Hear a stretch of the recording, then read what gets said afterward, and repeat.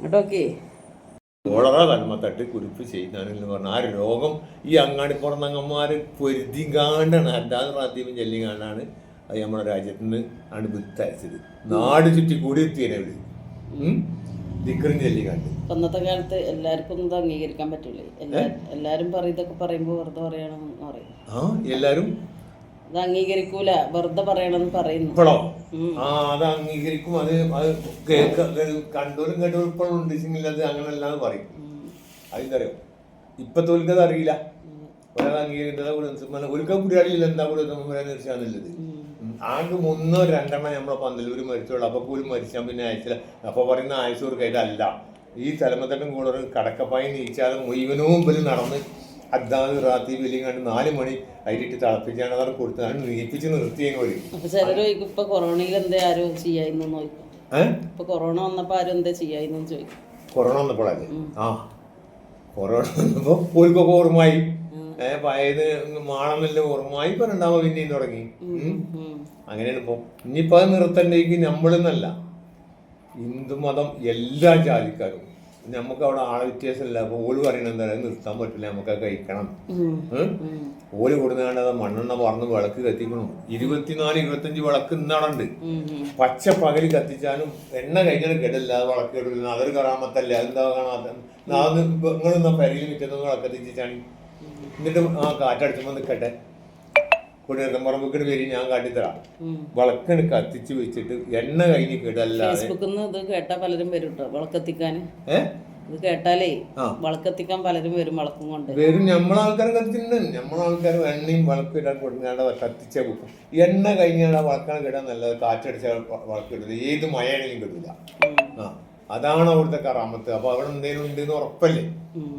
അതുകൊണ്ട് അവിടെ വന്നു നോക്കിയെങ്കിലേ ഇപ്പൊ എന്റെ പേര് അറിയുള്ളൂ. ഈ രാജ്യക്കാർ സ്വന്തമല്ല. ഇപ്പൊ നമ്മളെ ഇന്ധനൂര്, പിന്നെ വല്യാട്, ആ ഭാഗത്തു നിന്നൊക്കെ ഒരു പൈസ അവർക്ക് സംഭാവന ആയിരിക്കും. 2551, 1551 ഓരോരുത്തർ ഒരു കാര്യം കിട്ടിയിട്ടുള്ള ഫലം കിട്ടിയിട്ടുള്ളത് കൊണ്ട് പല സ്ഥലത്തും വരും. പല സ്ഥലത്തും വരും. സുഹൃത്തുക്കളൊക്കെ വരും. നമ്മളറിയാത്ത ആൾക്കാർക്ക് കൊല്ലം വന്നുകൊണ്ട് കുറച്ചൊക്കെ സംഭാവന ചെയ്തിട്ടുണ്ട്. കാരണം അതുകൊണ്ടാണ് ഇത്രയും ചിലവൊക്കെ കഴിച്ചു കാണുന്നത്. ഇപ്പൊ നമ്മള് എത്രങ്ങാനും ഉറുപ്പിന്റെ 10,000 ഉറുപ്പിന്റെ 11,000 ഉറുപ്പിന്റെ അരി വെച്ചു. പിന്നെ 15,000 11,000 ഉറുപ്പിന്റെ കോഴി വെച്ചു. അതൊക്കെ കഴിഞ്ഞു. എന്നിട്ടും ചെലവ് കഴിച്ചിട്ട് ഒരു ശീർഷില്ലാനും ബാക്കിയിരുന്നു. അപ്പൊ അതൊക്കെ എന്താ പറയുക, ഇതുകൊണ്ടാണ് അത്രയും വർക്കത്തിലെ പറമ്പാണ് ആ കൊടിമരത്ത് പറമ്പ് എന്ന് പറഞ്ഞ പറമ്പ് അവിടെ. അത് ആര് പറഞ്ഞാലും അത് ഒരാൾക്ക് എടുക്കൂല്ലാത്ത സ്ഥലം ആരെ കൊണ്ട് എടുക്കാനായിട്ട് കഴിയൂലേ. വൃത്തിയില്ലാതെ അവർക്ക് ചെല്ലുമ്പോഴേ വിവരം അറിയുള്ളൂ.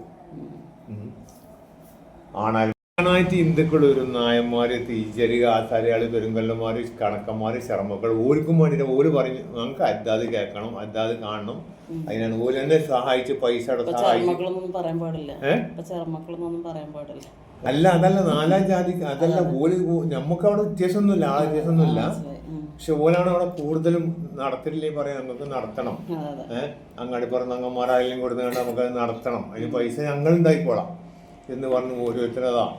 പിന്നെ 500, 1000, 2551, 1551. ഇപ്പൊ വന്ന് ചീരണ്ടേനു. ഇപ്പൊ അങ്ങനല്ല. ഇപ്പൊ ഓരോരുത്തരതാ 10,000, 11,000 ഉറുപ്പിന്റെ അരി, ബിരിയാണി അരി ഓഫർ ചെയ്ത് കണ്ട് അത്. പിന്നെ ഓരോരുത്തർ 25 കിലോന് 50 കിലോനില്ല അരി, കോഴി ഇങ്ങനെയൊക്കെ തന്നുകൊണ്ടാണ് ഇപ്പൊ കോഴി നെയ്ച്ചോറാണ് ഇപ്പൊ ഉണ്ടാക്കിയത്. എന്നാലും 10-400 ആള്. ഞാനോ? ഞാനൊരു വർഷം 8 വയസ്സിൽ പങ്കെടുത്തു. ഇപ്പൊ 75 വയസ്സായി. ഞാൻ 8 വയസ്സിൽ കുട്ടിയാകുമ്പോ എന്റെ വല്യപ്പാന്റെ വാപ്പാന്റെ പിന്നാമ്പുറത്ത് പോയി കുത്തിരുന്നാണ്ട് ഒരു പുടി ഔരച്ചായിട്ട് നിരം വെക്കാൻ കാലത്ത് അമ്മച്ച് ദിക്രൊന്നും ചെല്ലാൻ പുടിയാടില്ലല്ലോ. എന്നാലും അങ്ങനെ കുത്തിരിക്കും വല്യപ്പാന്റെ ഒപ്പം, വാപ്പാന്റെ എന്നിട്ട് ഇപ്പൊ എന്റെ വാപ്പാന്റെ ഒപ്പം മരിച്ചു പോയിട്ട് പിന്നെ എന്റെ വാപ്പ കുറെ കൊണ്ടുവന്നിട്ട് വാപ്പാന്റെ ഒപ്പം നടന്നിട്ടാണ് ഇപ്പൊ വാപ്പി മരിച്ചു പോയി. ഇനി അതിൽ പെട്ടോളൂ കൂടുതലാരൊന്നുമില്ല. അവിടെ കുഞ്ഞാക്കി നീ കുഞ്ഞാപ്പാക്ക ഇങ്ങനെ 2-3-4 ആളുള്ളൂ ഇനി അതിൽ പെട്ടത്.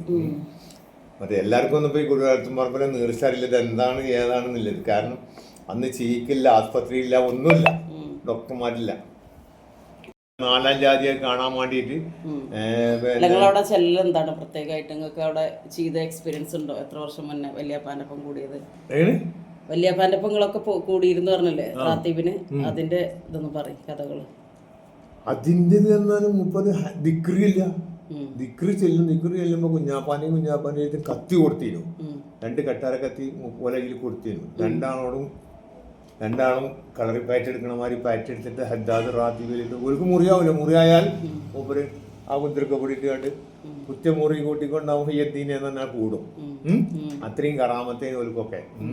അതായത് മുത്തുവായ തങ്ങള് പാപ്പാന്റെ വാപ്പ ഓലൊക്കെ സിരിക്കോയ തങ്ങള് അതിൻ്റെതായല്ല മകൻ മുത്തുവായ തങ്ങളെ പാപ്പ അതിൻ്റെതായാലാണ് സീരിമ, അതിൻ്റെതായാല സീരിമാന്റെ മകനാണ് ഇപ്പൊ ഈ കുഞ്ഞിപ്പ തങ്ങള് 30 വാപ്പ.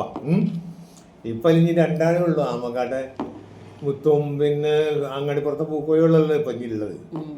അതിലില്ല മക്കളാ തന്നെ ഉള്ളു. ഇപ്പൊ ബാക്കിയുള്ള ആപ്പാന്റെ മക്കളാ മറ്റൊരു കുഞ്ഞുമാനങ്ങള് വാപ്പു ഓലൊക്കെ അങ്ങനെയാണ്. പക്ഷെ എന്നാലും മൂലയും വന്നും കണ്ടി കുടിമരത്തങ്ങ നിന്നെങ്കിലേ നമുക്കത് ഹദ്ദാദ് റാത്തീബ് പാടാൻ പറ്റുള്ളൂ. കാരണം അതില് ദിക്റുകൾ എന്ന് പറഞ്ഞ ഒരു ദിക്റ് 100 വട്ട ചെല്ലല്.